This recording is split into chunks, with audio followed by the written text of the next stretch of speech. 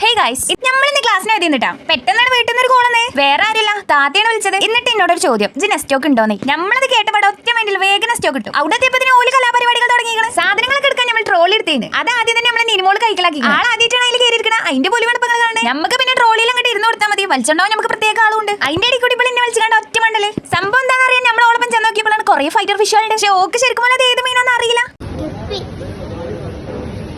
എന്തായാലും വേണ്ടില്ല, അതിന്റെ അടുത്ത് തന്നെ കുറച്ച് പ്ലാൻസും കാര്യങ്ങളൊക്കെ നമ്മൾ കുറച്ച് അതൊക്കെ നോക്കുന്നത്. ഒരു ചെറിയ ലോലിപോപ്പ് എടുത്തുകൊണ്ട് വരാന്ന് പറഞ്ഞ ആൾക്കാരാ. ഓൾക്ക് കിട്ടിയതാണെങ്കിൽ ഓലക്കായും വലിപ്പുള്ള 2 ലോലിപോപ്പും.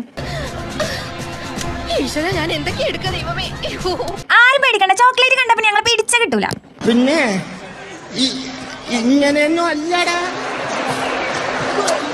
എടേ ഇത് നമുക്കിന്ന് പോണ്ടേ?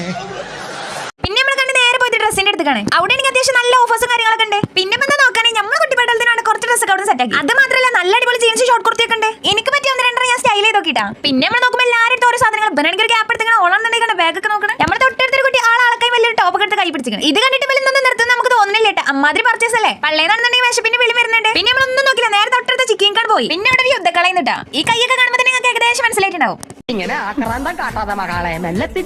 എന്തായാലും നമ്മൾ ഇവിടുന്ന് കഴിച്ച സംഭവം കസ്റ്റമർ സർവീസ് ഒക്കെ അടിപൊളിയാണ്. കുറച്ച് പാർസലും കൂടി വാങ്ങി നമ്മളവിടുന്ന് പോകുന്നുട്ടാ. അപ്പൊ എന്നൊക്കെ ബാക്കി പിന്നെ